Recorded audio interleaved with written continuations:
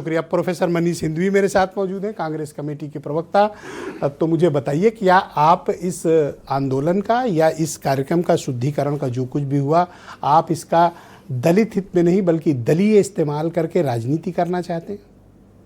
अगर आपको तकलीफ है तो जाइए, जैसा संजय जी कह रहे हैं, FIR कराइए। अपनी बात की शुरुआत में ही मल्लिकार्जुन खड़गे जी ने कह दिया कि बात राजनीतिक फायदे या नुकसान की नहीं है। बात यह है कि ये विभेद मेरे साथ हुआ और ये दुर्भाग्यपूर्ण था और बहुत ही शर्मनाक था। और ब्रजेश जी, इसको समझने के लिए हमें 1947 में चलना पड़ेगा, 48 में चलना पड़ेगा। जब देश आज़ाद हुआ तो देश के सामने कई संकट थे। हमें एक देश बनाना था, हमें आर्थिक मोर्चे पर लड़ना था, सामाजिक मोर्चे पर लड़ना था, राजनीतिक मोर्चे पर लड़ना था, और एक सबसे बड़ी बात थी, हमें समानता का प्रिंसिपल इस्टेब्लिश करना था।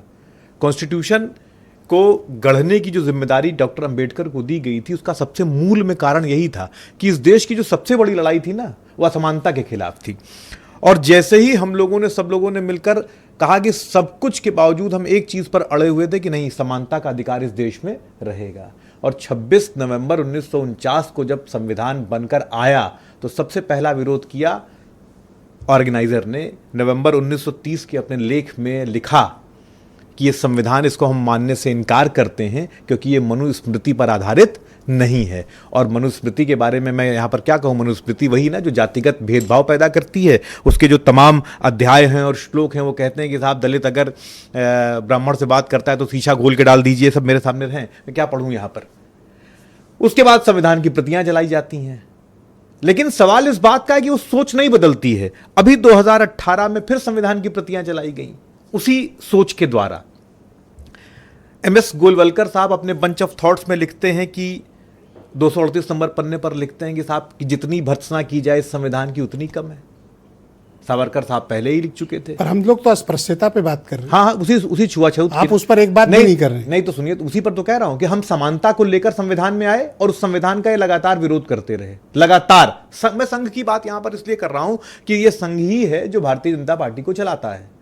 संघ से ही आए लोग भारतीय जनता पार्टी में। उसकी सोच क्या है कि ये संविधान गलत है क्योंकि इसमें समानता का अधिकार है, इसमें नहीं होना चाहिए। गोलवलकर साहब ने कहा ना कि ये जो जातिवाद है ना, ये अखंड हिंदू धर्म से जुड़ा हुआ है, इससे अलग नहीं हो सकता है।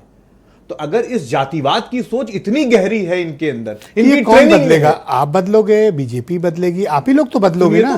तो लगातार राजनीतिक दल कौन है? आप ही लोग हैं इस देश में। तो राजनीतिक दल ने क्या किया? राजनीतिक दल आपने क्या किया? हमने लगातार 60-65 साल में, मैं ये नहीं कह रहा हूं कि एक दिन में ये चीज खत्म हो गई, मैं इस बात को। अच्छा, टू द पॉइंट आते हैं। क्या राजनीतिक तौर पर, सामाजिक तौर पर दलित अस्पृश्यता का शिकार है? कांग्रेस पार्टी की क्या ओपिनियन है? कांग्रेस पार्टी की ओपिनियन ये है कि हमने इस जो सामाजिक बीमारी है, इस पर लगातार काम किया। मैं यहां बैठकर इस बात को स्वीकार करता हूं कि जिस स्तर तक ये बीमारी घुसी हुई थी, एक दिन में जाने वाली नहीं थी। हमने संविधान 8 दशक में नहीं गई। सुन तो लीजिए, हम इस बात को जानते थे कि एक दिन में खत्म नहीं होगी, लेकिन लगातार उस पर काम किया गया। आप मनमोहन सिंह के क्या काम किया? सारे उसके नियम बनाए गए, कानून बनाए गए, उनको सख्ती से पालन किया गया उनका।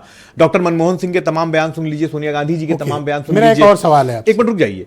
लेकिन होता क्या है कि 2014 में जब भाजपा की सरकार आती है तो अचानक से फिर वो जो सामाजिक अपराध बंद हो चले थे, जैसे दलितों के बारातों पर हमले, उनको मूंछ रखने पर उन पर हमले, घोड़े से उतारने के, ये तमाम NCRB के आंकड़े। साहब बुरा मत मानिएगा, आप लोगों ने, आप सभी पार्टियों ने दलितों को एक ट्रॉफी बना दी है कि उनको ले जाकर ड्राइंग रूम में रख देना है और फिर साल में एक बार झाड़ पोंछ के। मैं इससे सहमत नहीं हूं। मैंने अपनी बात को बड़ी मैं आज भी इस दावे से कहता हूं कि इस देश में दलितों के पास जो अधिकार है वो कुछ भी नहीं है।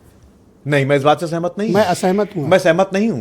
मैं एक और दावा कर रहा हूं। नहीं, जो पार्टी अपने राष्ट्रीय अध्यक्ष को न्याय न दिला पाए वो आम दलितों को क्या न्याय दिलाएगी जी? आपने अभी तक संजय चौधरी से एक बार भी सवाल नहीं पूछा। आपने पुष्कर सिंह धामी से एक सवाल नहीं पूछा कि आपके राष्ट्रीय अध्यक्ष के साथ इतनी अस्पृश्यता हुई, क्या कार्रवाई हुई? आपने हौसला नहीं है कि आप अपने राष्ट्रीय अध्यक्ष को न्याय दिला पाओ। आप कालीचरण जी को क्या न्याय दिलाओगे? के गौतम को क्या न्याय दिलाओगे? राजेंद्र गौतम को क्या न्याय दिलाओगे? मैंने अपनी बात जहां से आप में संकल्प ही नहीं है। हमारे अंदर अगर संकल्प नहीं होता तो संविधान बनकर सामने ना आया होता। समानता के अधिकार संविधान आपने नहीं बनाया, आपने नहीं बनाया। गलतफहमी मत रहिए। तो जो पार्टी अपने राष्ट्रीय अध्यक्ष को इंसाफ नहीं दिला पाए वो आम आदमी को कभी इंसाफ नहीं दिला करने के लिए कुछ भी कहकर नहीं निकल सकते हैं। मैं जी गलत साबित करो मुझे। मैं आपको गलत साबित कर बताओ, FIR हुई? ये लोग पूरे बताओ एफआईआर हुई? आप सुनिए तो आपकी उत्तराखंड यूनिट ये क्या कंबल ओढ़कर सो रही है? लीजिए मेरी बात, ये सारे लोग इस बात पे एडमेंट थे कि समानता का अधिकार नहीं आएगा, संविधान में प्रोविजन नहीं रहेगा। मुझे बताओ एफआईआर हुई या नहीं हुई? एफआईआर मैंने कहा नहीं, हमें राजनीति क्या कर रही उत्तराखंड की कांग्रेस? उत्तराखंड की कांग्रेस क्या किया आप लोगों ने? सुनिए, पूरे देश में विरोध हो रहा है। कौन सा विरोध? पूरे देश में विरोध हो रहा है। एक एफआईआर नहीं अभी लिखा पा आपके रहे हो। मोबाइल नंबर पर, एक एफआईआर अभी आपके मोबाइल नंबर पर भेज दे रहा हूं। एक एफआईआर नहीं लिखा हम पा आज रहे हो। पूरे देश में जाओ और अपने राष्ट्रीय अध्यक्ष को इंसाफ दिलाओ पहले। आप काली चरण नहीं थी मेरे साथ। आप यहाँ सर, चलाएंगे, प्लीज सर। मैं भेजूं फोटो, चलाएंगे आप यहाँ पर? एफआईआर कराओगे? नहीं नहीं, मैं आपको फोटो भेजूं? फोटो हम पूरे देश में सड़कों पर हैं। एफआईआर हम पूरे देश में सड़कों पर हैं। आप चलाएंगे यहाँ पर? कोई सड़क आप चलाएंगे यहाँ पर? सर, नहीं चलाएंगे। चिल्लाने से बात नहीं बनेगी। अगर ऐसी डिबेट कोई देश में करके दिखा दे जो मैंने की है, तो आप मुझे 1 लाख के प्रमाण दे देना। काली